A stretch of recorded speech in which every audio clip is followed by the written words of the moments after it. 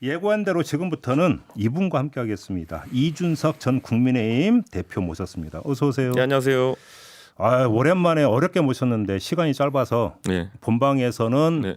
아쉬움을 다 달랠 길이 없기 때문에 네. 본방에서 일단 하고 네. 유튜브 연장 방송으로 이어가도록 하겠습니다. 알겠습니다. 뭐 동의하시죠?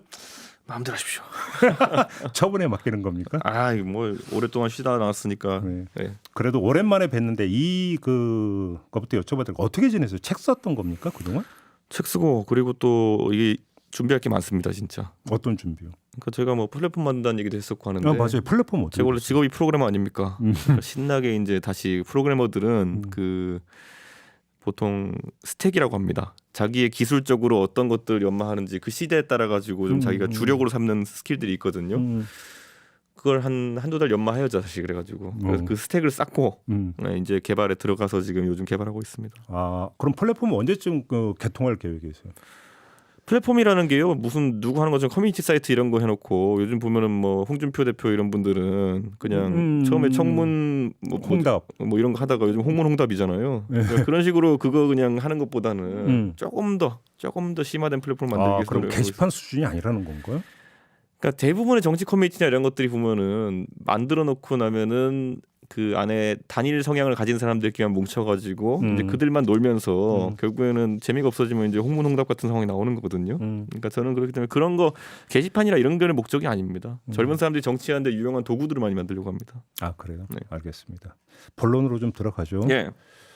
천나람 변호사가 출마를 했습니다. 네. 우리 대표님과 그 상의하에 출마한 거 맞죠? 상의 정도가 아니죠. 그러면 뭔가 출마를 권유하셨습니까? 권유도 했고, 예. 사실 근데 천하람 변호사도 이 최근의 상황에 대해 가지고 본인이 뭔가 나서서 이야기를 해야 된다는 문제의식이 있었습니다. 그 전부터. 근데 이준석 전 대표는 왜 권유를 하셨습니까? 유승민 의원은 안 나왔으니까요. 그러면 유승민 의원의 불출마 선언 후에 얘기가 시작이 된 겁니까? 사실 천하람 변호사가 어떤 형태로 참여할지에 대해 가지고는 여러 고민이 있었던 것 같은데 사실 저는 유승민 의원이 출마할 거라 생각했었어요. 그랬어요? 그건 당위가 있었다고 보는데 이번에 어떤 이유에서 출마하는지 모르겠지만은 그 뒤에 이제 그러면은 참 이 국민의힘 내에도 문제의식을 가지고 있는 당원들이 많은데 이들의 의사를 대변할 사람이 나가야 된다는 인식이 저랑 천하람 변호사랑 뭐 또 생각을 비슷하게 하는 생각들 사이에 겹친 것이겠죠.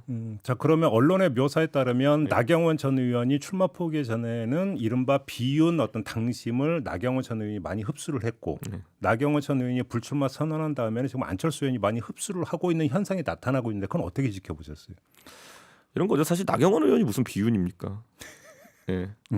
갖다 붙인 거죠, 그거는. 애초에 그러니까 안 맞는 옷을 자꾸 입혀놓고 숫자만 올라가니까 본인이 감당할 수가 없었던 것이죠. 안철수 의원도 마찬가지입니까? 아니 나경원 의원이 비주류의 삶을 살아오신 분이면은 그거 해가지고 야 이거 한번 키워서 해보자 이게 될 텐데 본인도 왜 나를 갑자기 이렇게 밀지에 당황한 거죠. 그러니까.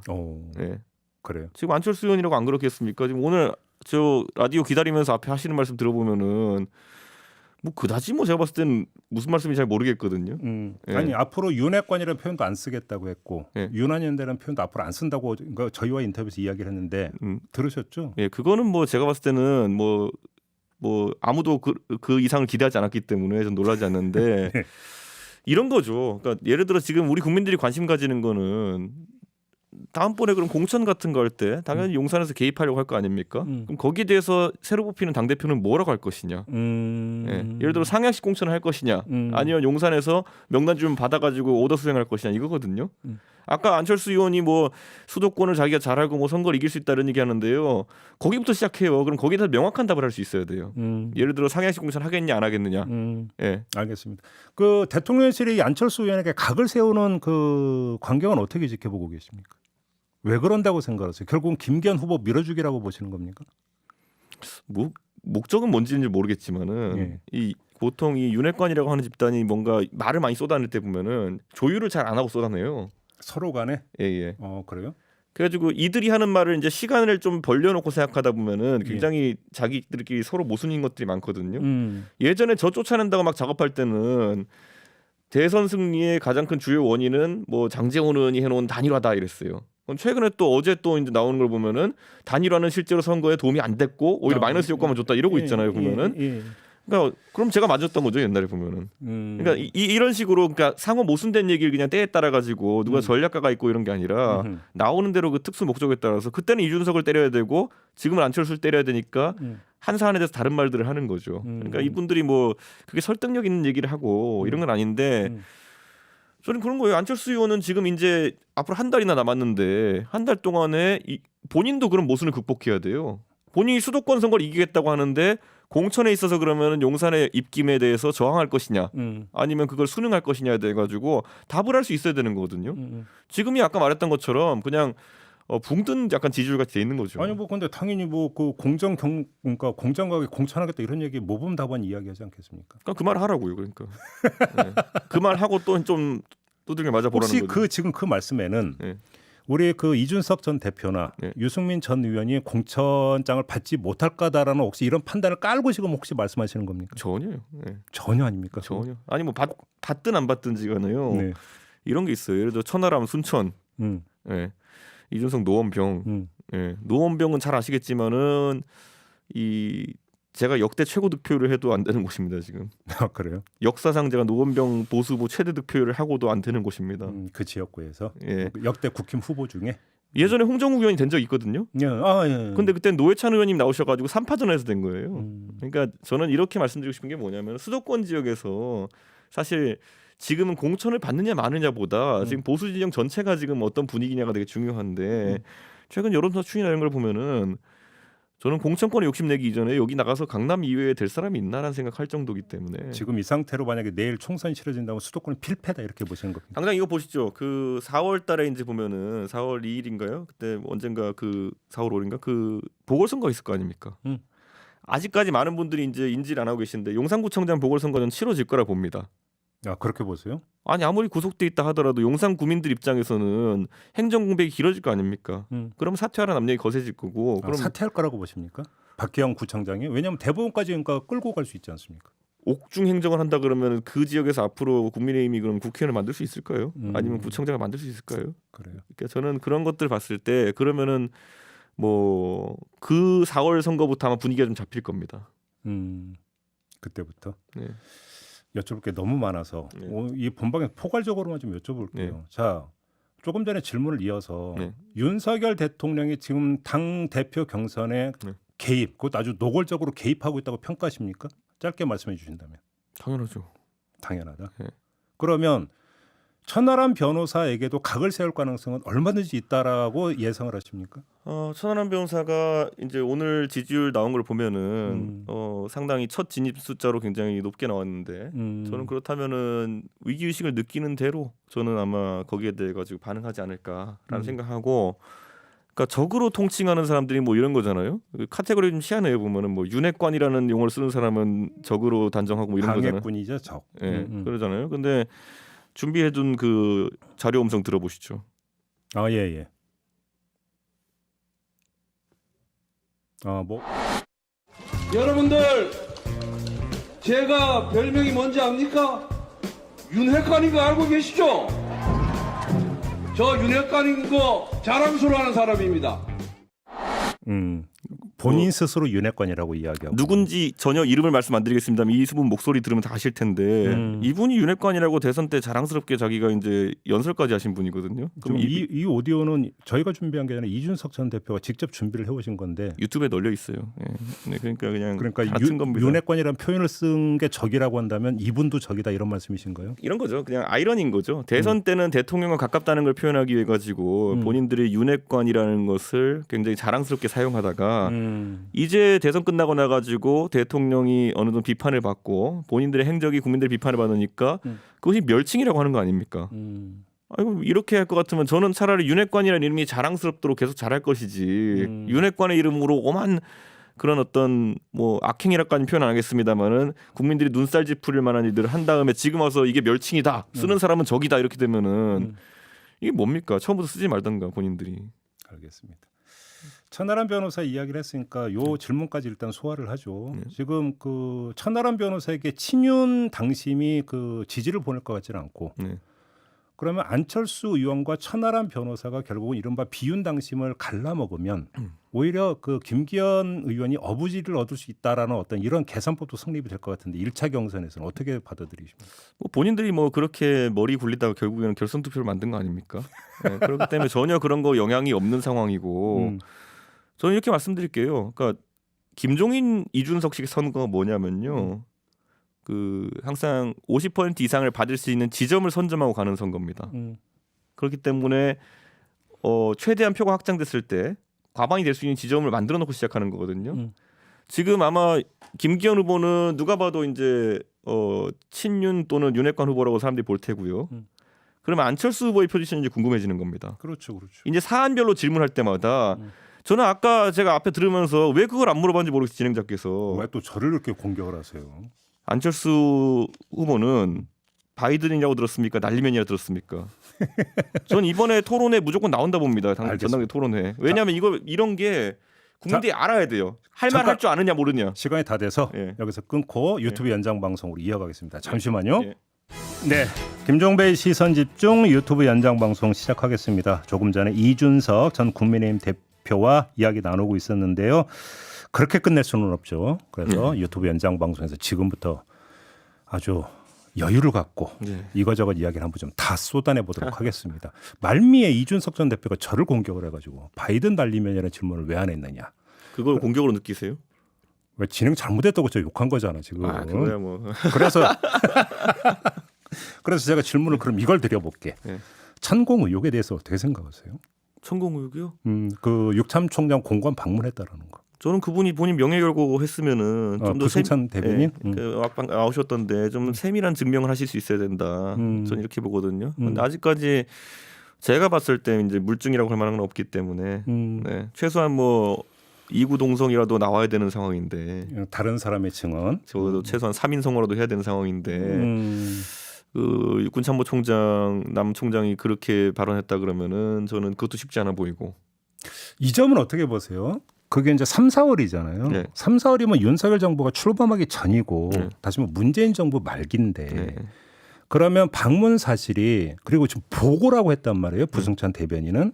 그리고 정식 보고가 됐다면 이게 청와대까지 올라갔을 가능성이 있다고 보세요? 없다고 보세요? 당시 청와대. 당연히 보고 됐겠죠 그거는. 네. 그러면 당시 청와대 인사들도 알고 있을 가능성이 있다고 볼 수 있겠네요. 문재인 정부 청와대를 말씀하시는 거예요. 만약에 사실이라면 알고 있을 수밖에 없을 것이고 그렇기 때문에 아까 말했던 것처럼 더더욱 그 여러 사람의 증언이 일치하는 부분이 있어야지만이 이것이 구체화될 수 있는 것이지. 지금은 이제 부대변인의 개인적인 기억에 의존해가지고 이제 나오는 거 아니겠습니까? 그럼 하나의 가정에서 그래서 당시 문재인 청와대 인사가 우리한테 그런 보고가 들어온 바가 있다고 만약에 밝히면 문재인 전 정권 사람들이 윤석열 정부 공격하려고 없는 얘기 지어냈는데 혹시 이렇게 나올까요? 지금 대통령실이 이런 겁니다. 한 뭐 3분 4분 되는 사람들이 공통된 증언을 하고 있다면은 그것 자체로 사실이라는 얘기는 아니지만은 적어도 이것이 뭐 부승찬 대변인이 완전히 만들 만한 정황 아니고 뭐 최소한 오해를 할 만한 정황이라도 있었다 정도까지 가는 거 아니겠습니까? 그러면 들여다보는 이제 가치가 이제 생기는 거겠죠. 근데 지금 단계에서는 저는 그렇게까지 뭐 논리적이라는 그런 부분까지는 제가 발견하지 못했습니다. 근데 물론 아직 이제 사실이라면 가정하기 좀 약간 무리 뭐한다 하더라도 만약에 사실이면 그건 심각한 문제 아닙니까? 사실이라면 이제 누가 그런 걸 초대했느냐? 그렇죠. 초대 주체가 누구냐가 문제. 그게 이제 가장 문제가 되겠죠. 근데 김용현 경호처장은 일면식도 없다고 이미 밝혔던데요. 그렇죠. 뭐 하태경 의원을 통해서도 전혀 그런 일 없고 강경 대응을 해야 된다는 식으로 얘기했다고 하니까. 근데 처장은 일면식도 없는데 경호처장을 움직일 사람은 그 윗선이라고 봐야 되는 거 아닙니까? 그렇죠. 그래서 저는 이제 제가 말씀드리는 건 계속 뭐 누가 초대했느냐가 밝혀지기까지는 상당히 어렵고 만약에 사실이 해도 그렇기 때문에 이게 부승찬 대변인 입장에서는 상당히 어려운 증명을 해야 되는 상황이 될 것이다. 사실이라고 해도. 그래서 저는 이거는 크게 건이 커지기 어려울 거라고 봅니다. 저는. 그렇게 보시는 거고. 알겠습니다. 진행상을 좀 지켜보도록 하고 바이든 날리면 안 여쭤볼래요. 빈정상에서 안 여쭤볼래. 근데 그 질문했을 때 아마 우리 당에서 그거 제대로 답할 수 있는 사람 몇 명 없을 겁니다. 잠깐. 그러니까 또 여쭤보고 싶은데 어떻게 생각하세요? 진실이 뭐라고 보세요?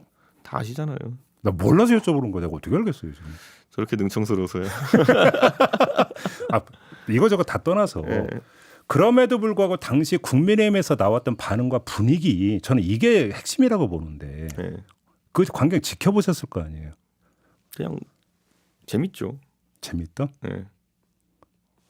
뭔가 재밌다라는 표현에 뭔가 자조 이런 게 좀 섞여 있는 것 같은데. 그러니까 이게 제가 이제 가끔가다 삼국지 비유 많이 하고 고사 비유 많이 하잖아요. 네.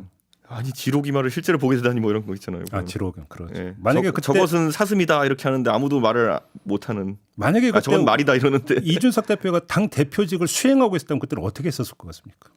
뭐 정상적으로 얘기하자 이랬겠죠. 그래요? 예. 그리고 아니 그게 뭐 보면은 사적인 대화인데 앞으로는 조심하겠다 이러고 끝났겠죠. 그렇게 네. 당에서 만약에 그렇게 나왔다면 대통령실도 그렇게 조금 아까 말씀하신 그런 반응으로 그러니까 조정될 수도 여지가 있었다고 보세요? 제가 당대표하고 있을 때는 모든 게 하나였어요. 그냥 상식적으로 판단하자 플러스 나중에 총선을 생각해가지고 그런 어떤 뭐 포석을 다 깔자라는 거였거든요. 네, 그렇기 때문에 지금 와서 만약에 똑같은 상황이 된다 했으면은 그렇게 갔을 거예요. 그렇다. 알겠습니다. 바로 그 지점인데 그러니까 당 대표가 누가 되느냐에 따라서 그 당 분위기가 또 어떻게 바뀌느냐 마느냐가 또 연결이 되는 거 아니겠습니까? 그러니까 이렇게 보셔야 돼요. 그러니까 그래서 아까 제가 이제 우리가 안철수 후보도 있고 김기현 후보도 있고 천하람 후보도 있고 뭐 황교안 후보도 있고 하지만은 지금까지는 이제 인지도에 따라서 형성된 판일 거예요. 잘 생각해 보시면 한 달 전까지만 해도 김기현 후보 인지도가 굉장히 낮았기 때문에 지지율 미약하기 시작했다가 갑자기 이제 뭐 좀 제가 봤을 땐 부정적인 이미지로 이제 많이 알려진 것 같은데 그래서 이제 지지율이 어느 정도 30% 선대까지 올라온 조사들이 나오지 않습니까? 이 안철수 의원이 원래 모르는 사람 없고 전 국민 중에. 그렇죠. 그러면 이제 이 상황에서 이분들이 인지도 싸움을 넘어서게 되면은 정책과 공약 그리고 다음번에 이제 비슷한 상황이 생겼을 때 어떤 식으로 이들이 대응하겠는가를 국민들이 볼 거예요. 소위 연습 문제죠. 이 비슷한 상황이 생겼을 때 만약에 용산에서 이런 것에 대해서 강압적으로 당에 요구할 때 이렇게 생각하시면 돼요. 옛날에 유승민이라는 원내대표를 박근혜 대통령이 내쫓으려고 할 때 그때 뭐가 있었냐면 이런 거예요. 공무원 연금 개혁이나 여러 가지 이 사안들에 대해 가지고 그 당시도 야당의 힘이 굉장히 셌을 때인데 뭐 패스트트랙을 할 수 있는 여당 의석수도 아니었고 자 그렇다고 한다면 야당이 협조를 받아서 일을 처리해야 되는데 불가능한 미션을 줍니다 당에다가. 그렇죠. 예, 이거 해라. 그다음에 그래서 유승민 원내대표가 그 당시에 아주 합리적인 안으로 타협을 했어요 민주당이랑. 예, 그러고 나가지고 그걸 했더니만은 어떻게 원안에서 후퇴할 수 있냐. 그러면서 이게 배신의 정치다라는 거 아닙니까? 예, 그러니까 지금 제가 이렇게 말씀드릴게요. 많은 분들은 뭐 이번에 당 대표가 뽑히면은 마음에 안 들면은 뭐 최고위원 4명 사퇴시켜서 그렇게 하지 않겠냐 이렇게 하는데. 그 이전에 그런 단계가 있을 거예요. 지금은 의석도 적잖아요, 더 국민의힘이. 그러면은 뭔가 불가능한 일들을 이제 시킬 겁니다. 그다음에 이런 거죠 메시지가. 국민 여러분, 대통령은 너무 열심히 일하고 싶은데 당이 서포트하지 못하기 때문에 제가 이러고 있습니다. 그다음에 이제 하는 말이 뭐냐면은 그래서 정치권을 갈아엎어야 됩니다. 이런 메시지로 아마 순차적으로 갈 거거든요. 갈아엎는다는 건 정계 개편을 뜻하는 지금 말씀이신가요? 그게 최근에 이번에 얘기가 나왔잖아요. 심평 변호사 얘기. 심평 변호사 얘기 나왔잖아요. 좀 이따 좀 킵해놓고 좀 이따 집중적으로 한번 여쭤보고. 얼마나 오늘 자세하게 털어먹으려고. 유튜브 연장 방송 무제한이야. 그래요? 그럼 쫓기는 게 없어요. 네. 그러니까 갈 생각하지 마시고. 네. 일단 지금 당신 100%잖아요. 당원 구성이 지금 어떻게 그러니까 바뀌었는지 아마 그 누구보다 우리 이준석 전 대표가 가장 잘하실 것 같은데. 이런 게 있어요. 그 당 대표를 하다 보면은 저는 일주일마다 당원 추이를 보고 받았어요. 그러면 어떤 당의 이벤트가 있을 때 또는 어떤 정책 상황이 있을 때 당원이 늘었느냐가 제 기억에 있거든요. 네. 그러니까 뭐 제가 예를 들어 공격 받았을 때, 네. 그때 이준석을 지키자로 가입한 당원들도 있겠죠. 있겠죠, 당연히. 그거 외에도 다른 이벤트들도 있겠죠. 지방선거가 임박했을 때, 지방선거 때 뭐 투표권 행사하기 위해서 조직적으로 넣은 당원도 있겠죠. 뭐 그런 것들 다 추이를 봤을 때 과거보다는 훨씬 더 짠맛이 덜해졌다. 그러니까 나경원 전 의원이나 안철수 의원은 비윤이 아니지만. 네. 두 사람을 지지한다고 그러니까 생각하는 사람들은 비윤 성향이 강한 당원이라고 볼 수 있는 거잖아요. 그리고 그 숫자는 무시할 수 없을 정도의 지금 숫자를 보이고 있는 거잖아요. 물론 여론조사는 당원을 대상으로 아니라 국힘 지지층을 대상으로 하기 때문에 약간의 갭은 있을 수 있겠지만 그 갭을 무시하고 본다면 이렇게 그러니까 계산해도 되는 거 아닌가요? 그런데 이번에는 당원표가 국민의힘 지지층 조사보다 조금 더 개혁 성향으로 나올 가능성이 있습니다. 오히려 더? 예. 그렇게 말씀하시는 근거를 좀 말씀해 주신다면. 뭐 지금 제가 앞에 그 퍼센트를 놓지 않아 가지고 그런데 그 여론조사 심의 사이트에 가 보면은 심의 사이트가 보면은 모 유튜버가 그 실제로 돈 주고 정식 의뢰를 해가지고 한 조사가 있어요. 그 조사 결과를 보면은 그때는 유승민이었죠. 네네. 유승민을 봤을 때 유승민 의원이 당원이 지지층보다 좀 더 나왔습니다. 좀 더 유의미하게 높게 나왔습니다. 그렇기 때문에 그때 그걸 봤을 때는 실제 당원의 덩어리표가 좀 있긴 있다. 다만 이제 천하람 후보가 그거를 그대로 흡수할 수 있겠느냐. 왜냐하면 천하람 후보의 인지도라는 문제가 있기 때문에. 오늘 아까 CBS 그 조원 CNI 조사 발표된 거 예. 그거 보면은 그러니까 천하람 후보의 지지율이 아직까지 불안정한 지지율이라는 것이 보이는 게 아까 했던 게 천하람 후보가 8.6%가 나왔죠. 예, 근데 이거 되게 보면 웃긴 게 뭐냐면은 남성 14.2, 여성 2.2 막 이러더라고요. 도대체 이 친구는 어디서 뭐 어떻게 이게 이미지가 형성된 건지 모르겠지만은 근데 여기서 또 한 가지 팁을 말씀드리자면 남녀 당원 비율이 남성이 6, 여성이 4예요. 아 그래요? 그러면 아까 말했던 그런 14.2 대 2의 비율로 그게 뭐 나중에 실제로 그렇게 나오지 않겠지만은 초기 형성된 지지율을 봤을 때 그것보다 좀 더 높다 보시면 돼요. 그러니까 아까 말씀 8%의 수치보다 그거보다는? 남성이 6 정도의 비율이니까요, 원래. 참고로 여론조사 수치를 말씀드리는데 이건 중앙선거 여론조사 심의위원회 홈페이지를 참고하시면 예, 예. 되고요. 이런 계산법인 것 같더라고요. 만약에 그 1차에서 과반 득표자가 나오지 않는다면 결선 투표로 가는데 만약에 결선 투표로 간다면 그러니까 김기현 후보가 통과가 되고 나머지 한 자리가 안철수 의원이냐 천하람 변호사냐. 근데 안철수 의원이 훨씬이 아니라 좀 더 유리한 거 아니냐. 이런 분석이 많이 있는 것 같은데 어떤 말씀 주시겠어요?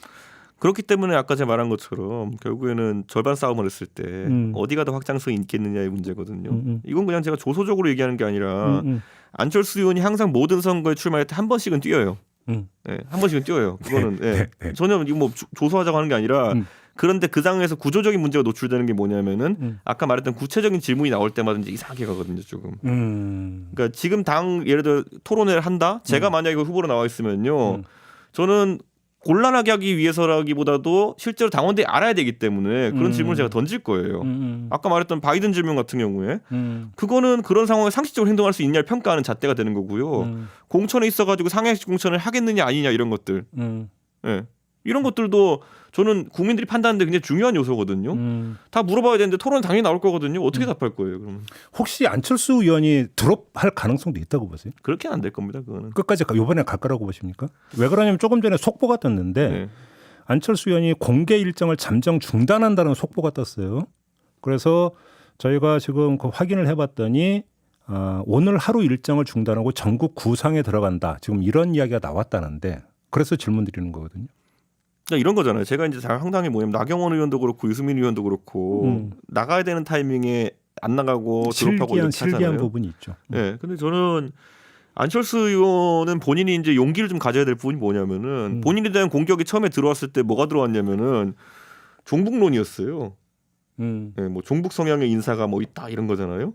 근데 저는 뭐 종북까지는 모르겠고 좀 이제 그런 뭐 성향이 있는 분들이 주변에 있다고 이제 하는 거는 뭐 신영복 선생을 존경했다라는 과거 발언도 소환되고 막 이러지 않았습니까? 근데 저는 뭐 이런 거죠. 그러니까 그렇게 따지기 시작하면은 뭐 윤석열 대통령도 누굴 좋아하고 뭐 이런 거 다 나오거든요. 지금 온라인상에 돌고 있거든요. 근데 그런 거 갖고 뭐 조소하고 이렇게 하는 건 좀 이상한 거고 이런 게 있어요. 그러니까 그게 나왔다는 거는 쓸 카드가 없다는 겁니다. 아 그래요? 안철수 의원을 공격하는 제가 그랬잖아요. 제가 그래서 오죽하면 답답해가지고 안철수 의원 때릴 게 한두 가지가 아닌데 뭐 이런 걸로 때리고 있냐. 그래가지고 제가 그건 바로 컷했잖아요. 제가 그래요? 전문가로서. 평소 사이가 안 좋으셔갖고. 그러니까 그렇지. 안철수 후보를 많이 때릴 거면 다른 걸로 때려야죠. 왜 그런 걸로 때리냐고요. 지금, 종북 같은 거로. 지금 코치하시는 겁니까? 아니 보세요. 아니 종북이 되려 그러면 우선 북한 체제를 숭상해야 되는데 이분 주식 엄청 많잖아요. 그리고 주가 민감하고. 근데 이런 분이 무슨 어떻게 종북이 될 수 있어요. 그리고 북한 입장에 생각해 보세요. 이분이 종북이려 그러면은 자기들 체제가 얼마나 낙후돼 있는데 이거를 신봉하고 따라야 되는데 신념을 가지고 따라야 되거든요. 이분이 그런데 그렇게 강한 철학적 신념을 가지고 하지 않거든요. 야, 무슨 종북은 무슨 종북이에요. 그러니까 말이 안 되잖아요. 그러니까 보면은 제가 북한이라고 이분은 포섭하기보다는 다른 분을 할 것 같아요. 그분은 그러니까 정계에 입문하자마자 나는 경제는 진보, 안보는 보수 뭐 이렇게 주장했던 사람 아닙니까? 그러니까 제가 북한이라면 가성비가 떨어지기 때문에 이분을 포섭 안 합니다. 그러니까 이게 저는 애초에 말이 안 되는 얘기예요. 그러니까 안철수 대표는 이런 불합리한 공격에 대해 가지고 강하게 치고 나가야죠. 알겠습니다. 아무튼 그럼 안철수 후보는 절대로 드롭은 없다고 지금 말씀하셨으니까 드리는 질문인데 지금 뭐 많은 사람이 예상했던 김기현 의원이 통과가 되고 나머지 한 자리를 가지고 안철수냐 천하람이냐 만약에 이렇게 간다면 누가 되든지 간에 두 사람 그러니까 2차 뭔가 그 결선 투표에서는 연대가 불가피하다는 얘기로 연결될 수 있는데 그 여지가 있다고 보십니까? 글쎄요. 뭐 아까 안철수 후보는 뭐 이 여지를 두고 발언하시던데 연대할 게 뭐가 있습니까? 그거는 그냥 이긴 쪽이 뭐 그냥 나가는 거고. 연대 안 한다.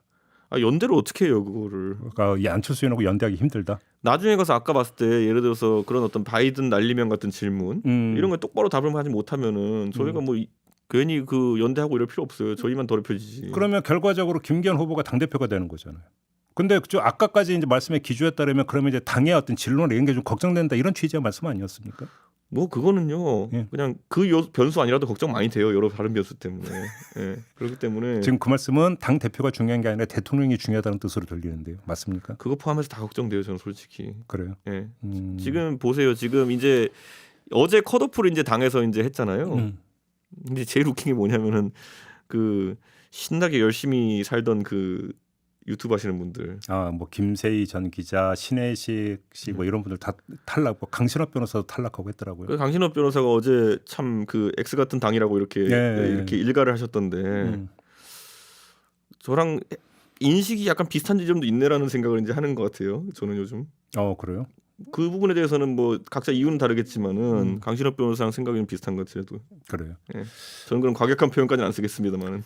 그 대표 얘기만 했지만 지금 그 최고위원회 출마한 김용태 전 최고 허은하 의원 후원회장 맡으셨죠? 네. 지금 최고위원은 1인 2표입니까? 예, 1인 2표입니다. 그러면 지금 두 후보 모두 최고위원회 입성할 가능성이 있다고 보세요? 어떻게 보십니까? 저는 오늘 아까 언급했던 그 여론조사에서도 보면은 허은하 의원이 4위로 이제 진입했고 그리고 김용태 최고위원이 5위로 아마 돼 있을 텐데 충분히 가능하다 저는 이렇게 봅니다. 그러면 예를 들어서 그 친윤 성향을 갖고 있는 당심은 1인 2표나 다르게 표가 분산될 수 있지만 비윤 성향을 갖고 있는 당심은 김용태 허은하 조합에 그냥 계속 1인 2표 이렇게 갈 가능성이 있다는 판단을 깔고 지금 그 말씀하시는 그러니까 여기도 거니까? 아직까지 인지도 싸움 하고 있는 게 보면은 조수진 의원이 1등했더라고요. 13점 몇 프로 이렇게 해가지고. 그런데 저는 그거가 과연 계속 갈까? 그래요? 예를 들어 이거 보세요. 그때 우리 얼마 안 된 일이니까 다 다시 기억해 보시면요.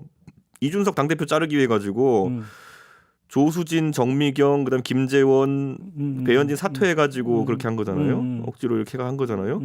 사퇴하자마자 바로 그 중에 3분이 나왔어요. 네네. 그러니까 이게 정상적인 상황인가에 대해 가지고 당원들이 좀 생각할 겁니다. 그러면 그때 그분들이 사퇴한 이유는 뭐지? 예. 이준석 쫓아내기를 위한 일회용이라고 보시는 겁니까? 다 알고 있는 거냐 또 증명하고 있는 겁니다. 또 이제 그렇게 보시는 거고. 요즘 제가 길거리 나가면요 어르신들이 제 손잡고 막 이렇게 얘기해요. 뭐라고? 아이고 옛날엔 네가 별난 줄 알았는데 진짜 별난 사람 따로 있더라. 네. 그렇게 얘기해요? 진짜 많아요. 왜냐하면은 네. 이분들 제가 그저께 이제 천하람 분랑 같이 대구 갔다 왔잖아요. 동성로에 서 있는데 네. 어르신들이 자꾸 그 얘기해요. 뭐 대구에서? 네, 너 진짜 네가 별난 줄 알았는데 진짜 보니까 진짜 별난 사람 따로 있다. 그래요. 그러면 지금 대구는 말 그대로 보수의 본산, 국민의 어떤 지층의 가장 핵심 코어층이라고 하는데 거기서도 이제 그런 반응이 많다라는 겁니까? 네, 나가 보면 느껴져요. 그게. 느껴진다. 네. 알겠습니다. 아까 킵해놨던 심평 변호사 발언이 있잖아요. 네. 일단 총평부터 해주세요. 어떻게 받아들여요? 그러니까 심평이라는 분은 지금 이제 대선 때는 이제 이런 거잖아요. 대선 때는 저 무진장 때렸어요. 대선 지선 때 네, 뒤에서 때리고 이러는데 저는 그때 뭐 저한테 내부 총질했다 그러는데 뭐냐면 제 뒤에서 때리는 건 아무것도 제가 반격을 안 했어요. 그런 분들한테는. 네, 그런데 이제 그분이 이제 거기에 좀 이제 기분이 나셨는지 해서는 안 된 말들을 하고 다니는 거죠. 이제. 그러면 최근 며칠 사이에 한 얘기는 해서는 안 될 말이었습니까? 대통령이 만약에 본인이 원하는 대로 당 대표를 만들지 못하면은 탈당해서 신당을 창당할 수밖에 없다라고 하는 거는 예. 기사를 이제 재작년 12월로 가보시면요. 그때 이제 많은 사람들이 그러죠. 이준석이가 왜 상임선대위원장을 사퇴했느냐. 소위 어떤 분들은 그걸 1차 가출 사건이라고 얘기하는데 전 그냥 그때 가출한 거 아니고요. 당대표실에 있었어요. 예. 상임선대위원장을 이제 사퇴하는. 맞아요. 기억납니다. 그리고 앉아서 저는 당무만 보겠다 이랬던 거거든요. 맞아. 예. 근데 그때 그 기사를 보면 뭐라고 나와 있냐면요. 그때 제가 KBS인가 가서 라디오 인터뷰를 하는데 이렇게 얘기했어요. 창당을 나중에 하실 겁니까? 저한테 그래가지고 아니요, 창당을 노리는 사람들은 당에 있습니다라고 그랬어요. 저는 그때 이제 알면서도 이제 제가 얘기 안 했던 거거든요. 네. 이렇게 보시면 될 것 같아요. 사실 보수 진영에 보면은 저랑 이제 대통령이랑 가끔 얘기할 때 보면은 인식이 일치했던 부분 같은 경우에는 보수 진영의 이 국회의원들이나 아니면 주요 정치인들의 역량이 좀 떨어지는 부분이 있다는 건 저랑 대통령 생각이 일치했던 것 같아요. 어허. 예. 음. 대통령도 선거를 뛰면서 그 당시 답답한 부분이 있었기 때문에 그런 말씀하신 걸 거고 저는 뭐 당 대표니까 제가 인사를 무수히 해야 되는데 하다 보면 답답하죠. 예. 이 100명이나 되는 국회의원도 쓸 사람이 없는 그런 상황이 나오니까 그래서 그런 대화를 했던 기억이 나는데 그때부터 대통령은 아마 대선이 끝나면은 뭔가 정계 개편이 필요하다는 생각을 하셨던 것 같아요. 그때 사실 설도 많이 돌았잖아요. 예. 근데 정계 개편이라는 게 여러 가지 시나리오가 있습니다. 그렇죠. 예를 들어 뭐 예전에 3당 합당 같은 것도 있고요. 그리고 그 외에도 보면 뭐 지형을 넓히기 위해 가지고 성향이 좀 다른 분들을 저는 그거 자체 부정적으로 보지 않습니다. 그런데 지금 심평 변호사가 언급한 시나리오일 거라고는 사람들이 생각 못했습니다. 그거는 왜냐하면 열린우리당식 창당이거든요. 야, 그렇죠. 예, 그 모델이네요. 예. 열린우리당식 창당의 가장 큰 한계는 뭐냐면 노무현 대통령께서 이제 창당을 하고 작정하셨는데 문제는 그 호남의 소위 뭐 멸칭이 아니라 그 당시 스스로가 지칭했던 난닝구라는 표현대로 하는 그분들이 안 따라온 거거든요. 예, 그렇기 때문에 노무현 대통령께서 당의 자산이나 이런 걸 다 놔두고 이제 가서 어려운 창당을 하신 거거든요. 자, 열린우리당식 창당을 하려면 열린우리당보다 나은 모델로 가야 되는 것이고 그러면 창당을 해서 정계 개편하더라도 기존의 국민의힘의 자산과 인력을 승계하고 인수할 수 있는 방향으로 가야 되는 겁니다. 그렇죠. 그러려면 뭐겠습니까? 첫 번째가 장애물이 될 수 있는 당 대표가 나오면 안 되죠. 그래서 우리 그 이준석 대표를 추천했던 거 아닌가요? 제가 그래서 이제 논리적으로 설명하고 있지 않습니까? 예. 감정을 안 싣고. 예, 참 논리적으로 제가 이 참 저는 이거를 그때 재작년부터 이게 느꼈으니까 그러면 자 보십시오. 그러니까 이런 거예요. 그 결국에는 그 지금 당에서 공천이라는 거를 아무리 대통령실이나 용산에서 일을 해보려고 그래도 현역 의원들의 기득권이라는 거는 무지막지합니다. 아, 그렇죠. 예. 그렇기 때문에 생각보다 그런 어떤 물갈이를 빨리 못해요. 예를 들어서 자 어디 뭐 갑자기 어떤 공무원 출신을 누구 하나 끌어가지고 예를 들어 뭐 경상남도 아니면 경상북도 어디 농촌 지역에 출마시켜 본다 하십시오. 가보면은 그 아무리 누구 내려 꽂으려 그래도요 출마하면 그 어르신들 이럴 겁니다. 뭐 수도권 같으면 후아유고요. 경상도 가면 네가 누구예요? 그러면은 네. 어디 네가 이른바 듣보잡이 되는 겁니까? 그러니까 네가 누구 이래버리면 끝나는 거예요. 그럼 보면은 네가 누구 이러는데 거기에 가가지고 그럼 현역 의원이 공천 못 받아가지고 무소속 나오면 이겨요. 그러니까 지금 상황에서는 그런 거를 정리하기 위해서는 그게 사실 이명박 전 2008년 총선 때 한 번 있었던 일이잖아요. 친명 무소속 연대 이런 거 나온 거잖아요. 이제 보면은 그러니까 그런 것 때문에라도 이 정계 개편을 어떻게든지 한번 하고 분위기를 갈아야 되는 그런 상황이 있을 거예요. 그런데 그게 저는 오히려 심평 변호사가 굉장히 저는 대통령실 빨리 부인했으면 좋겠는데 정계 개편 하는 것 자체는 저는 그렇게 나쁘지 않다 보는데 그 방식은 제일 하수예요.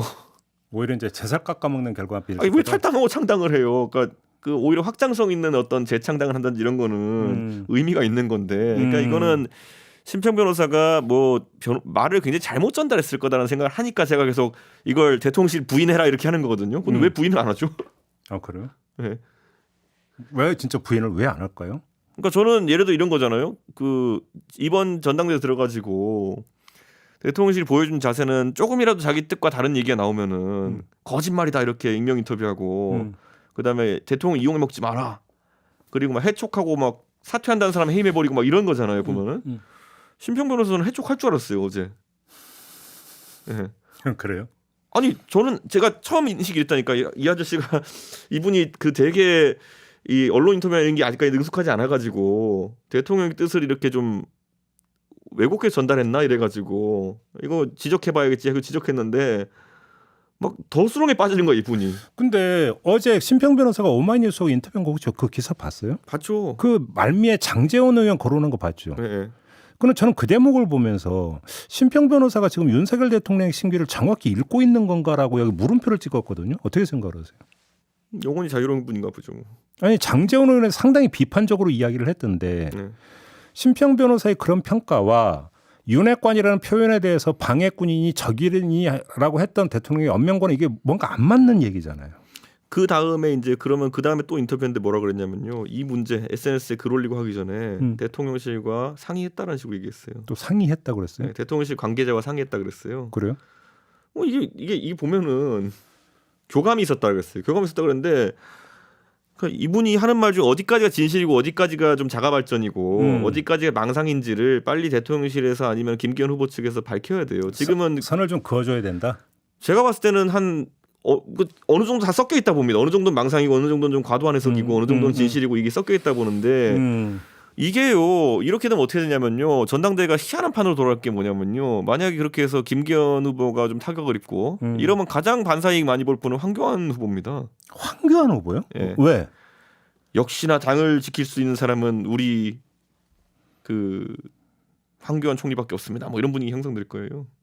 아 안철수 의원도 국민의당에서 온 사람이고.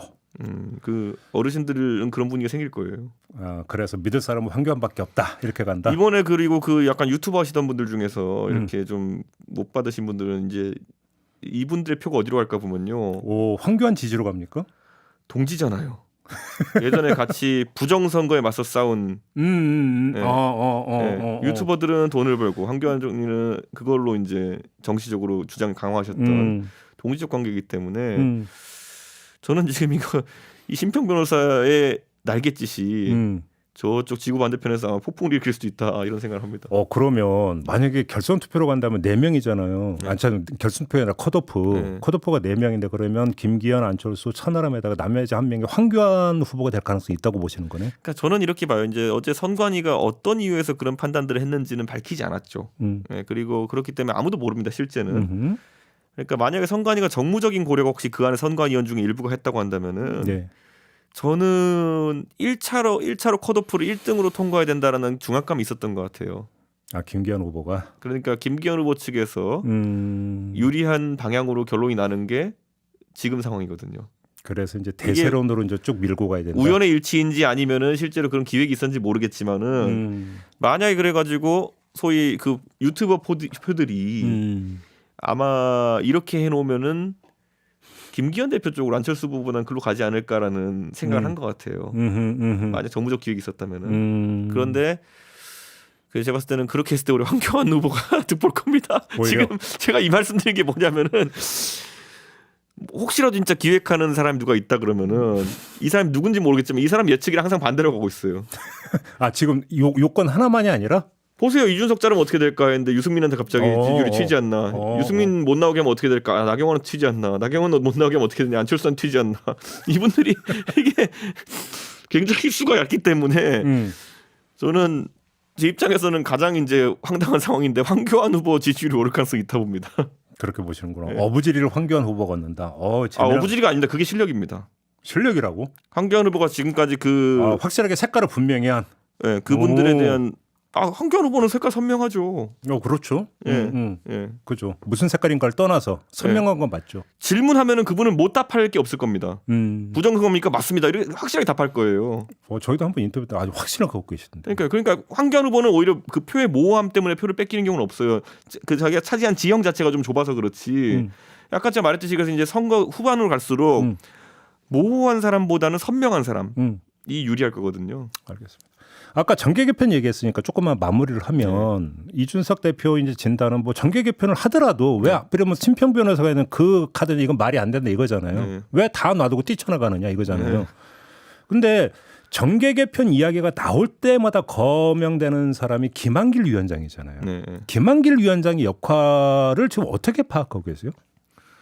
사실 김한길 위원장이 대선 때 이끌었던 조직의 역할이 불분명했죠. 그러니까 저도 그게 궁금했거든요. 그래서 그게 정계 개편용 아니냐 이런 분석이 있었거든요, 사실은. 분석이 아니라 그거 맞겠죠, 그거는. 그거 아니면 제가 그때 어떤 용도도 찾아보기 어렵고 지금도 국민통합위원장인가 하시잖아요. 그렇죠.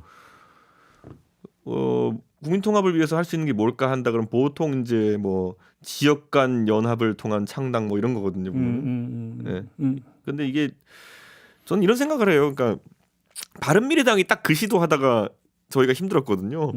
바른미래당이라 그러면 그 당시 기준으로 안철수, 유승민이라는 상당히 좀 중도적이고 쌩쌩한 사람들이 이제 모여가지고 저 사람들이 당을 만들면 무슨 일이 생길까? 네. 였는데 처음에 일성이 뭐였냐면 제가 기억하는데 뭐냐면 영남과 호남의 화합이었어요. 그런데 이런 거예요. 그 가끔가다 그런 조사를 해보면은 영호남 갈등은 저희 세대에서는 없어요.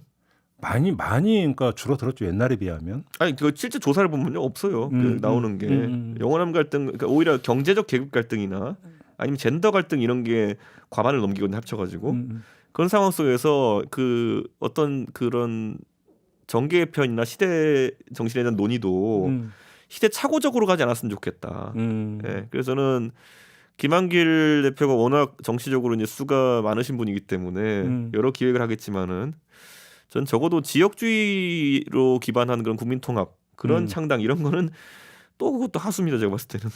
그러면 중간 정리라면 우리 이준석 대표가 진단하시는 바에 따르면 당 대표 경선 결과에 따라서 네. 그러니까 구체적인 실행 계획이 뭔지는 논외로 치더라도 정계 개편에 발동이 걸릴 가능성이 있다고 지금 보시는 거네. 저는 있다고 보는데 그 전 단계에서 아까 이제 이 일정을 기억해 주십시오. 저는 4월 보궐선거를 안 할 수 없다 생각합니다. 저는 민주당이 그걸 요구 안 하면 민주당도 바보라고 생각합니다. 예. 올해 4월 보궐선거 얘기하는 예, 거죠. 용산구청내 보궐선거나 이런 걸. 그럼 그 결과에 따라 가지고 수도권 민심이 그냥 여론조사 나오는 거랑 성적표로 나오는 건 다릅니다. 만약에 용산에서 국민의힘이 지는 결과가 나오면요, 국민의힘에서 하면 대패닉입니다. 용산에서 치면. 그러면 강남 빼고는 다 진다는 얘기거든요. 예. 그러면 이제 그때부터 아마 거기에 대한 대안을 각각 다 마련할 겁니다. 누구는 다른 뭐 영웅적인 사람 하나 데리고 한다 할 것이고, 누구는 아까 말했던 정계 개편을 해야 된다 할 것이고, 그 안에 보면 정계 개편 시나리오도 보면은 뭐 지역 간 연합이라든지 뭐 여러 가지가 있겠죠. 그런 이런 게 백가쟁명식으로 나올 거거든요. 아마 그런 게 아마 좀 지켜봐야 될 부분이 아닐까. 김기현 의원이 대표가 돼도 아니 대표가 되면 뭐 합니까? 그 예를 들어 보궐 지고 예를 들어서 그러면은 네. 리더십 분위기 팍 깎여요. 홍준표 후보가 옛날에 홍준표 시장이 옛날에 대표를 2번 했거든요. 대표 2번 한 사람이 홍준표, 박근혜 이렇게밖에 없어요 저희 당에. 그런가요? 네, 근데 홍준표 대표가 첫 번째 대표했을 때는 뭐 하셨는지 기억도 안 나는 분이 많을 텐데 되자마자 몇 달 만에 서울시장 그때 오세훈 시장 무상급식 보궐선거 한 다음에 그때 최고위원들이 막 다 사퇴하면서 그걸 잘렸어요 그냥. 결국은 대표직 내놨었죠. 그때. 네, 그리고 그때 비대위로 제가 이제 등장하면서 전 그때 정치 시작했죠. 근데 이런 거예요. 그러니까 그런 어떤 그때 왜 그랬냐면 총선 질 것 같았었거든요. 서울시장 무상급식 그 보궐선거가 10월이었고 11.6이었고요.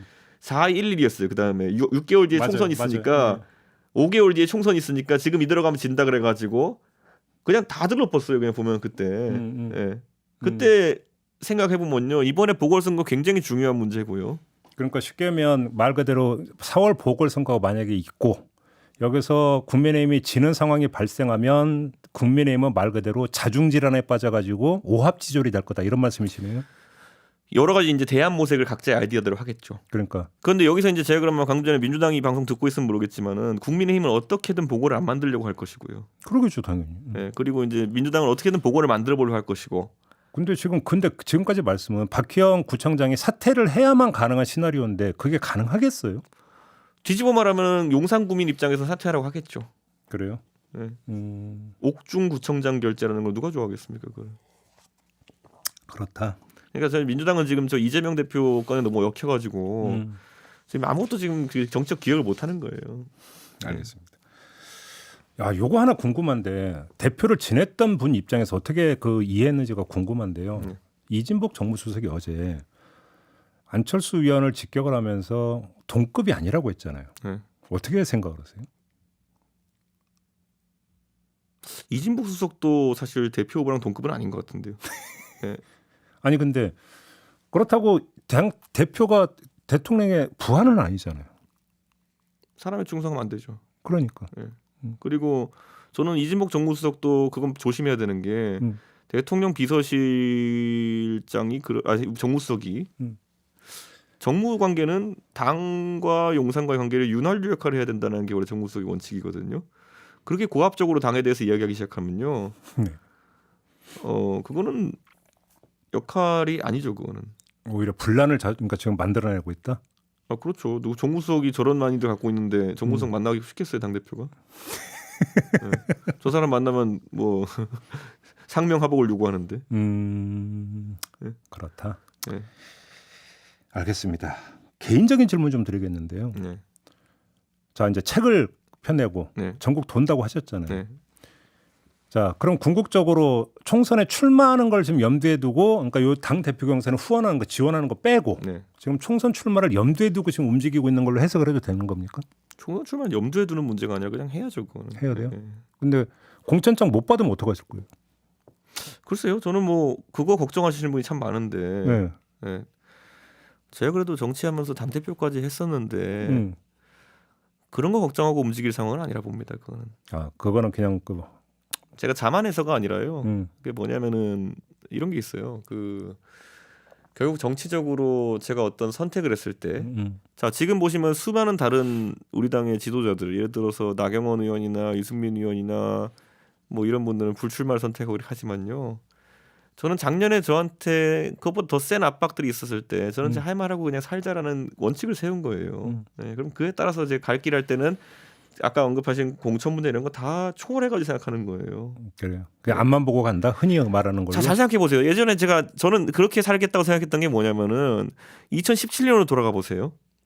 흔히 그때 바른정당과 자유한국당은 분당이 됐을 때 제가 예를 들어서 외부에서 봤던 것처럼 뭐 박근혜 키즈니 뭐 좀 이렇게 해가지고 그 삶을 살아왔다고 한다면은 지금의 제가 있었을까요? 그때 제가 만약 박근혜 키즈 이렇게 가지고 뭐 태극기 집회 가가지고 마이크 잡고 어르신들한테 이쁨 받고 이렇게 살았으면은 지금의 이준석이 있을까요? 그러니까 저는 그건 자기 스타일대로 사는 거지. 그거 해가지고 뭐 단기적으로 그때 그럼 제가 그때 그럼 그 각오 안 했을까요? 나는 이러다가 정치 못할 수도 있다. 그래도 나는 할 말은 하고 살아야지라고 생각했기 때문에 여기까지 온 겁니다. 근데 좀 뭐하지만 우리 이준석 대표도 사법 리스크를 안고 있잖아요. 네. 경찰에서 아무 연락 없던데 지금. 아직도 연락 없어요? 네. 와서 뭐 조사받아 이런 것도 없습니까? 바쁜가 본데. 그래요? 네. 근데 이게 좀 걸림돌이 될 거라는 생각은 안 해봤어요? 걸림돌이 되면 생각해 보죠 뭐. 근데 걸림돌이 될 리는 없다고 봅니다 저는. 왜요? 네? 왜 없다고? 저야 뭐 확신하니까. 무죄다? 네. 무혐의죠, 무죄가 아니라. 아, 그렇지, 무혐의지. 그래요? 근데 이건 뭐 제가 봤을 때는 앞으로 이제 윤석열 정부가 저는 이런 거예요. 그 지지율이나 이런 거에 대해 가지고 지난번에 노조 관련해 가지고 노조는 아니지만 화물연대 대응할 때 잠시 지지율 올랐다가 다시 또 내려왔다가 앞으로 한 달 정도 상승기가 있을 겁니다. 지금으로부터 한 달? 예, 왜냐하면 여론조사 과표직 기간이거든요. 과표직 기간이라는 건 무슨 뜻이에요? 그러니까 이제 전당대회나 이런 걸 앞두고 이제 여론조사를 보수층이 많이 받는 시기가 올 거예요. 그런 점에서. 네, 이게 항상 제가 여론조사 자격증이 있지 않습니까? 제가. 그래요? 조사 분석사 자격증이 있습니다. 와. 네. 무허가로 하기 싫어가지고 제가 잠깐 땄습니다 제가. 근데 네. 과표직 구간이 올 겁니다. 그러면 과표직 구간이 올 때 그때 아마 대통령 주변에 있는 분들이 오판을 하지 않았으면 하는 생각이 듭니다. 아, 윤석열 대통령 그럼 그 지지에는 허수가 포함이 되는데 그걸 진짜 지지율로 착각하면 큰일 난다. 과표직 구간에서는 그 착각을 하기 되게 쉬워요. 네. 그건 이제 과표집이 옛날에는 다른 말로 이제 컨벤션 효과는 이렇게 얘기하기도 했는데요. 아, 예, 그렇죠. 네, 근데 그렇죠. 이제 과표집이 옵니다. 어느 정도는. 네. 그래요. 물론 과표집 된 게 또 지지율을 또 견인하는 이런 백투백 효과가 있기도 하지만 어느 정도는. 근데 과표집 구간이 왔을 때 그걸 판단으로 너무 강하게 나가거나 이러면은 역풍이 옵니다. 그건. 근데 조금 전에 우리 그 대표께서 경찰이 무혐의 내릴 거라고 그렇게 자신 있게 말씀하셨는데 경찰이 이렇게 독립적으로 공정하게 객관적으로 수사를 할 거라고 그렇게 확신하십니까? 검찰에서 뭐 제가 봤을 때는 어차피 뭐 다 들여다보고 판단하겠지만은 저는 문제 없을 거라고 보고 있습니다. 그렇게 보시는 네. 거고. 지금 윤석열 대통령이 얘기했으니까 윤석열 대통령의 지금 그 국정 수행에 대해서는 어떻게 평가를 하세요? 시청자분들이 청취자분들이 보시는 그대로입니다. 그래요? 뭐 여론조사 다 말해주잖아요. 보면은 그래. 20대, 30대, 40대에서 50대까지 거의 지금 이렇게 이런 거예요. 그러니까 세대 포유라는 게 뭐냐면요. 그 박근혜 대통령 선거 때는 박근혜 대통령 52년생이니까요. 그 소위 말하는 베이비부머 세대가 굉장히 적극적으로 지지해줘가 된 거예요. 아, 동세대니까. 그렇죠. 그때는 이제 박근혜 대통령이 선거 있던 해에 환갑이 되셨으니까 그때 60대 초반이셨고 그리고 저희 아버지 세대도 이제 50대 중반일 때 이럴 때였거든요. 아, 그때 50대가 엄청 지지했다는 분석이 있었어요. 이제 뭐 박지만 회장이 58년생이니까 그러니까 박지만 박근혜 요 두 이제 남매에 대해 가지고 적어도 그 베이비 부모 세대까지는 동년배로 생각을 하고 음. 좀 친근하게 느끼는 게 있어요. 그들 입장에서는. 그러다 보니까 50대 초반 중반부터 굉장히 높은 지지율과 투표율이 형성됐거든요. 자, 그러면 지금 윤석열 정부의 지지율 투표율이 어디서부터 높게 형성되냐면 60대 후반부터예요. 그게 뭐냐면 딱 그 세대가 12년, 13년, 12년 정도 나이 더 들어가지고 된 거거든요. 이른바 또 동년배 효과입니까 그러면? 동년배라기보다는 그때 그 지지층이 때 형성된 지지층이 나이가 여태가 더 든 거예요. 지금 예를 들어서 민주당을 강하게 지지하는 40대, 50대 초반까지 이런 분들 같은 경우에는 이분들이 과거 20년 전에 노무현 대통령 찍었던 분들입니다. 아 그때 한번 이제 지지가 쭉 이어져 오고 있다. 그렇죠. 그래서 세대포 이론이라는 게 중요했던 게 뭐냐면은 지금 젊은 세대가 20대가 어떤 지지 성향을 가지고 앞으로 20, 30년을 가느냐에 따라서 보수 정당의 운명이 걸린 거였어요. 그런데 지금 윤석열 정부 들어가면서 이 세대포 이론을 이제 흐트러 버렸죠. 그래서 이제 이분들이 이제 항상 했던 말이 뭐냐면은 이준석이 여성 지지율 깎아먹었다 이런 소리 하는데 이분들은 통계를 볼 줄 모르는 사람들인 게 뭐냐면요. 제 책을 나중에 보시면 나오는데 이거 세밀하게 분석해 놨거든요. 그 20대, 30대에서만 뭐냐면은 남녀 공통으로 지지율이 굉장히 많이 올랐어요. 남녀 공통입니까? 예, 굉장히 많이 올랐어요. 30대 여성 같은 경우는 거의 16% 올랐어요. 그러니까 30대 여성이 지금 이제 제 나이대 여성들이잖아요. 30대 여성들이 과거에 그러면 12년 전에 박근혜 대통령 뽑았느냐 했을 때 그때 안 뽑았어요. 아, 그러니까 지금 얘기는 윤석열 대 이재명 비교가 아니라 과거 국민의힘 후보 대 윤석열 후보의 비교 이걸 갖고 그렇죠. 말씀하시는 거죠. 그러니까 다른 연령층에서는 거의 차이가 없었는데 나이만 10년 더 들어서 그대로 계승되는데 30대 같은 경우에는 여성 남성 공이 막 16%씩 오르겠거든요. 그때 통영에 비해 가지고 이건 굉장히 큰 변화거든요. 그리고 20대도 첫 진입할 때 보면은 거의 뭐 역대급으로 진입했고요. 보수 정당 입장에서는 그러니까 이런 것들을 그냥 통계를 무시하고 이준석을 공격하기 위해 가지고 이제 뭐 이준석을 쫓아내면 여성 지지율 오를 거다 이런 거 시작해 가지고 여러 가지 얘기하는 건데 저는 이분들이 통계를 안 보고 계속 저런 식으로 정치적 목적에 따라 가지고 자꾸 얘기를 하다 보니까 이제 보수 정당은 어디서 표를 얻어야 되는지가 굉장히 모호한 거예요. 그래서 이제 이런 거죠. 지금 대통령 지지율 보면 영남 지지율 있고 뭐 수도권 지지율 다 있잖아요. 보면은 수도권 지지율은 박근혜 대통령이 그때 총선 지휘했던 2012년보다 다음 총선이 더 안 좋을 거예요. 그렇게 전망해요? 수도권의 20대 30대 표를 우리가 얻지 못하면은 아까 말했듯이 50대에서 예를 들어서 60대로 올라간 표. 근데 그러면은 성향이 이제 10년씩 밀어내는 건데 그럼 과거에 박근혜 대통령 찍었던 분들 중에서 그때 뭐 70대 80대 분들 중에서 돌아가신 분도 있고 지금 1년마다 이 세대가 베이비부모 세대 나이가 많기 때문에 10만 명에서 20만 명 가까이 돌아가세요. 그럼 그 밑에 올라오는 세대가 그걸 보정할 만큼의 성향을 갖고 있어야 되는 거거든요. 그러니까 이거는 그냥 통계 들여다보면 나오는 건데 지금 그 말씀하시니까 네. 아까 어떻게든 정계 개편이 있을 가능성이 있다는 얘기하고 지금 그 말씀을 종합을 하면 이 지점에서 퍼뜩 떠오르는 게 하나가 있어요. 그게 뭐냐면 연초에 그 윤석열 대통령이 조선일보 인터뷰에서 중대선거구제를 언급을 해가지고 상당히 파장이 있지 않았습니까? 그때 이제 분석이 두 가지가 있었어요. 이게 혹시 정계 개편을 염두에 둔 어떤 포석용 발언이라는 해석도 있었고, 그냥 그 대선 때도 했던 얘기를 그냥 한 얘기다라는 분석도 있는데 우리 이준석 대표는 어떻게 받아들이셨어요? 그러니까 저는 그런 것도 참 어이가 없는 게 뭐냐면은 중선거구제를 하면 이런 거거든요. 법안은 이렇게 만들어질 거예요. 선거구를 2인에서부터 4인까지로 한다 뭐 이렇게 될 거라는 거죠. 그렇지. 네, 그러면은 핵심은 선거구 획정위원회에 있는 거예요. 그렇죠. 어떻게 가르느냐가 또 중요하죠. 자, 그럼 이렇게 얘기해 드릴게요. 자, 중대선거구제에 갔을 때 보수가 언뜻 보면은 조선일보는 이렇게 분석합니다. 다 2인 선거구로 넣어서 125대 125가 될 것이다. 뭐 이렇게 분석해요. 택도 없는 소리죠. 민주당이 왜 그런 걸 받아줍니까? 거기가 의석이 더 많은데 선거구 획정위원회에서 그러면은 보통 3인 아니면 4인 선거구 위주로 가져갈 거거든요. 근데 이제 선거법에 또 뭐가 있냐면 그 웬만하면 서울 같은 데 자치구를 3개씩 못 묻게 돼 있어요. 선거법에 그거 있나요? 네, 그 웬만하면 2개씩만 묻게 돼 있어요. 그 인구 기준 갖고 얘기하는 건가요? 그러니까 이렇게 복합 선거구 만들 때는 그 복합 양을 최대한 줄이게 돼 있어요. 그 원칙에. 그럼 소선거구제이기 때문에 그런 거 아니에요? 그런데 어쨌든 제가 봤을 때 이런 거죠. 그러니까 예를 들어 묶는다고 봤을 때 이런 거예요. 2인에서 4인으로 한다 그랬을 때 제가 살고 있는 노원 기준으로 하면은 노원 도봉 노원 도봉을 해서 4인 할 가능성이 높아요. 노원 도봉을 해가지고 2인 못 합니다. 그렇겠죠. 노원 도봉에 3인 못 합니다. 그럼 의석이 줄거든요.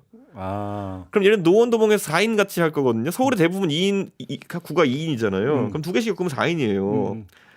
이렇게 되면 어떻게 되냐면요. 지금 구의원 선거 수도권에 4인 하는데 되면 어떻게 되냐면요. 이번 선거만 지방선거 좀 달랐지 과거 같은 경우에는 민주당이 2, 국민의힘이 1, 그다음에 무소속 아니면 정의당 1 뭐 이런 식이거든요. 그렇기 때문에 의석 4분의 1밖에 못 가져가요 보수당이. 오히려 계산이 그렇게 나와요? 이게 왜 위험하냐면요. 이런 거예요. 제가 굳이 얘기하자면요. 만약에 4인 선거구제가 많아지면은 위성 정당은 아니지만 약간 그런 군소 정당이 많이 생길 겁니다. 그럴 수 있겠지. 그럼 이제 군소 정당 싸움을 해야 돼요. 보수 진영과 진보 진영이. 근데 이런 거예요. 자, 이 그 당들이 급조된 당들은 이름 갖고 승부하거든요. 그러면은 자, 진보 정당에서 보면은 약간 그 정의당이라든지 뭐 기본소득당 뭐 이런 이름을 달고 나온단 말이에요. 근데 보수는 볼 것도 없어요. 애국당, 기독당이에요.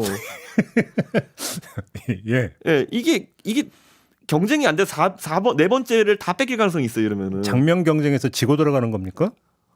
애국당, 기독당 저 같으면 친박연대도 누가 선점할 거고요. 이게 난리 날 겁니다. 이 보면은. 애국이란 단어 좋잖아 왜?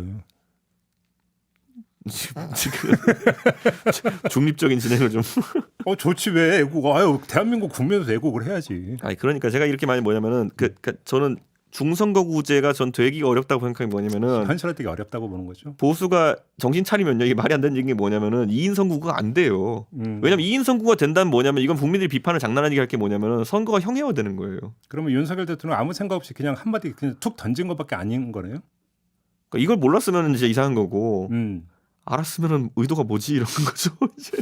근데 그러니까 딱 서울만 보시면 돼요. 3인 선거구가 안 나와요. 아 그래요? 그럼 다 4인 선거구거든요.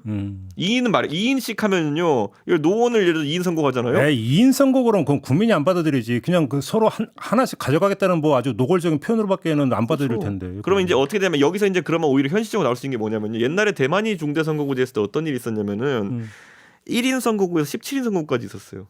17인? 예. 대만이 이제 그걸 행정구만 다 했던 거 뭐냐면은 타이베이가 17인 선거구예요. 대선거구는 보통 9인으로 끊잖아요. 그 타이베이가 17인 선거구였어요. 그러니까 대만은 사실상 실제로 뭐 했냐면은 권역별 광역 비례제를 한 거죠. 아. 그런데 예를 들어 1인인 곳들은 약간 소선구제 성격이 있는 것이고 그래서 아마 지금 안 그래도 얘기가 나오더라고요. 권역별 비례제를 하자 뭐 연동을 하자 권역별 비례대표 이런 게 나오잖아. 이 얘기 나오는데 그건 또 비례대표 늘려야 되는 국민 정서상 안 맞을 거고 그러면 우리나라에서는 뭐 약간 답이 안 나오는 상황. 네. 알겠습니다. 윤석열 대통령 국정 여쭤봤고 아까 저한테 왜 바이든 날리면 안 물어보냐고 저한테 이제 뭐 구박을 했으니까 특별히 이 질문을 드릴게요. 윤석열 대통령은 왜 해외 나가면 항상 그 문제가 발생할까요? 이유가 뭐라고 보세요? 같이 안 나가봐서 모르겠는데. 아니 이게 좀 국내 언론이나 이런 데서 좀 뭔가 왜곡하고 오해를 해서 그런 겁니까? 근데 바이든 날리면에 대해서 아까 말씀하셨잖아.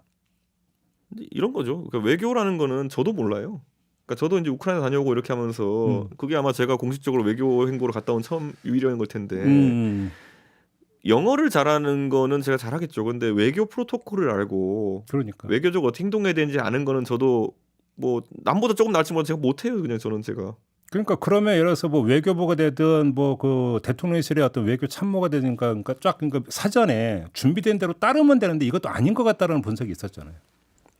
그거는 이제 장단이 있습니다. 보면은 외교라는 게 보면은 어떨 때는 대통령이 가가지고 재량권을 가지고 통 크게 만나 보니까 야 우리 뭐 브라더 하자 뭐 이래가지고 이렇게 되는 경우도 있고 그거는 국제적으로 굉장히 다르거든요. 근데 비공식적으로도 그러니까 뭐 의기투합 이런 경우 있다고 나중에 외교 비사 보면 나오는데 나오죠. 그건 공개되지 않은 자리에서 얘기고. 그러니까 아까 말했잖아요. 그러니까 제가 말했지 뭐 대통령한테 외교를 가가지고 짜놓은 각본대로 해라라는 거는 그거는 뭐 장단이 있는 거고 다만 이번에 최근에 벌어지는 상황들은 그냥 제 인식하에서는 실수죠. 실수. 네, 실수죠. 그러니까 뭐 제가 봤을 때는 바이든 날리면 그때도 보면은 그때 그냥 편하게 얘기하면서 한 거니까 이거는 뭐 앞으로 주의하겠다 했으면 끝나는 거 아닙니까? 그럼 바로 그건 실수인데 실수로 인정을 안 하는 게 문제잖아요, 사실. 여기 이제 그 방어적인 거잖아요. 지금 보면 대통령실이. 그렇지. 그러니까 예를 들어서 그러니까 이런 거잖아요. 윤핵관이라는 단어를 쓰면은 적으로 인식한다. 원래 윤핵관이란 말을 지어낸 장본인이 바로 지금 여기 앉아 계신 거 아닙니까? 이렇게 보시면 돼요. 윤핵관이라는 게 원래 옛날에 이명박 대통령 시절에 청와대 이제 보면 누가 계속 익명 인터뷰로 청와대 핵심 관계자 발로 이제 뭘 자꾸 뉴스를 냈잖아요. 그때 그래서 청핵관이다. 그랬죠. 그때 그게 이동관 그 당시 홍보수석이라는 얘기가 많았는데, 근데 그래서 그때 핵관이라는 단어가 처음 나왔죠. 근데 이번에도 보면 대선 때 보면은 익명 인터뷰로 저를 공격하기 위해 가지고 계속 이제 쿠키뉴스에 보면은 윤석열 핵심 관계자라고 이제 자기를 지칭하면서 말하는 사람이 있었어요. 그 사람이 원인이죠. 그러니까 윤핵관이라는 표현을 쓰는 사람이 적이면 윤핵관이라는 표현을 지어낸 사람은 뭐가 되는 겁니까? 주적이죠. 그럼 우리 이준석 전 대표는 주적이시네. 주적이죠. 네. 알겠습니다. 마지막으로 이 질문 드리고 대충 이제 그 마무리 해야 될 거네요.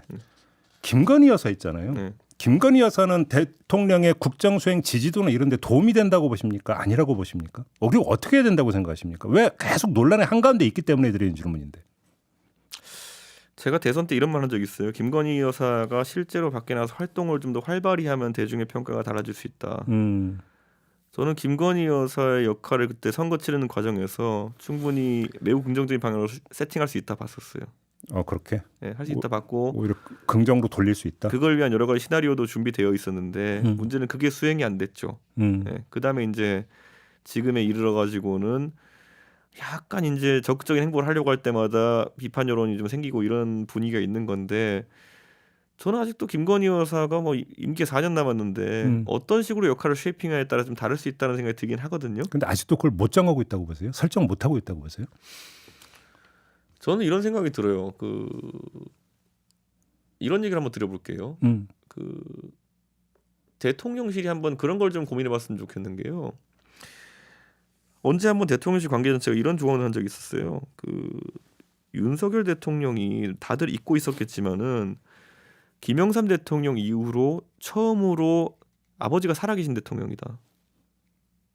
아 그런가요? 네, 김영삼 대통령이 그때 90년대 보면은 맞아요. 김홍조옹이 그때 살아계실 때, 예 맞아요. 그때 뭐 YS가 아버님을 찾아뵙고 정치적 조언을 구할 때도 있고, 맞아요. 사회적 조언을 구할 때도 있고. 예. 근데 그때 뭐 제가 봤을 때 뭐 아주 심도 있는 조언은 아닐 수 있겠지만 YS가 그걸 경청하고 또 이렇게 가끔 절하는 사진 올라오고 이러면서 국민들이 YS가 아버지는 굉장히 극진하게 챙기는 사람이구나 하면서 우리 국민의 정서상 아니 YS가 정치할 때는 매서운 사람이지만은 저런 면도 있는 거구나 이랬거든요. 저는 윤석열 대통령도 그 점을 10분 활용해야 된다 봤었어요. 선거 때부터. 그러니까 그리고 아버지 되시는 윤기준 교수가 사회적으로 굉장히 명망 있고 존경받는 분이세요 학계에서. 그러면은 예를 들어 명절 때마다 아니면 이럴 때마다 그런 어떤 원로이신 아버지의 조언을 받고 이렇게 하는 모습 같은 것들 많이 활용했으면 좋겠다 이런 게 있었거든요. 그게 저는 대통령께서 하실 수 있는 하나의 카드였고 김건희 여사 같은 경우에는 저는 적극적으로 지금 아직까지 살아계신 영부인들이나 이런 분들한테 낮은 자세로 접근해서 뭐 당연히 권양숙 여사 같은 분도 포함해가지고 만난 적 있잖아요. 있죠. 근데 그게 이제 제가 아까 말씀 선거 때부터 제가 그렇게 얘기했다고 했잖아요. 선거 때부터. 그러니까 처음부터 그런 식으로 해가지고 김건희 여사가 원래 비즈니스를 했던 사람이기 때문에 그 비즈니스도 특히 미술 비즈니스 이런 거는 아니면 공연기획 비즈니스 이런 거는 굉장히 사람에게 예의 있게 대해야 되는 게 본질적인 거거든요. 네, 그 클라이언트들이 굉장히 뭐 소위 말하는 고위 관계자도 있고 하다 보니까 그게 체득화돼 있을 거란 말이죠. 그러면 사람을 만나는 모습이나 그런 것들을 통해 가지고 먼저 이제 그런 걸 좀 불러일으켰어야 되는데, 그러니까 저는 이런 게 있어요. 김건희 여사가 사람 만나 가지고 이제 밖에 보던 게 누굴 만나 가지고 그분에 대해 가지고 혹평을 하는 경우 보지 못했어요. 나쁜 평가를 그러니까 막 이렇게 하고 뭐 이렇게 한 게 보지 못했거든요. 그러면 기본적으로 사람 만났을 때 대인 서비스 관계나 이런 건 좋다는 거거든요.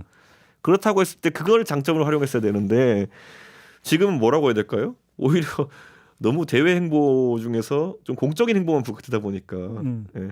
그러니까 좀 그게 근데 그 얘기하니까 오늘이 2월 6일이니까 4일 뒤면 2월 10일에 도이치모터스 주가 조작가 있었고 판결 있는 거 아시죠? 1심 판결. 이거에 따라서 다시 또 김건희 여사가 여론시장인가 소환이 될 것 같은데. 그거는 저야말로 완전 사법적 영역이기 때문에 그러니까. 그거야말로 대통령실이 좀 초연하게 대응해도 된다 이렇게 보고 진실관계가 밝혀지고 나면 아마 거기에 대해서 해명은 하고 해야겠죠. 만약에 뭐 안 좋은 쪽으로 나오면 대통령실의 입장이 그러니까 안 좋은 방향 나오면 안 좋은 방향으로 나오면 뭐 좋은 방향 나오면 뭐 할 필요 없고 그런데 그거는 별개 문제고 사법적 문제니까. 알겠습니다. 자, 우리 이제 이준석 대표는 이제 책을 출간하고 전국 그러니까 저기 뭐 강의 일정 많이 잡혔어요? 많이 돌고. 그거는 진짜 엄청 자주 보시게 될 겁니다. 이제. 그렇다고? 네. 알겠고. 근데 지금 그 당대표 경선이 끝나고 나서 이제 당대표 경선 국면에서는 또 이제 그 책 출판 뭐 관련해서 이제 전국도 돌고 이제 또 지지 뭐 지원 활동도 할 텐데 끝나고 나서는 휴직이 다시 단절기 없이 계속 정치 활동을 할 겁니까? 어떤 계획입니까? 비밀입니다. 뭘 비밀이야. 아니 어떻게 이렇게 오늘 하루에 다 뽑아내려고 이렇게.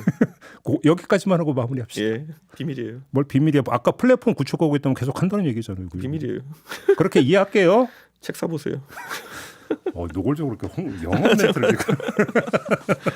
오늘 장시간 예. 말씀 잘 들었습니다. 예, 고맙습니다. 감사합니다. 예. 네, 지금까지 이준석 국민의힘 전 대표와 함께했고요. 저도 물러가겠습니다. 고맙습니다.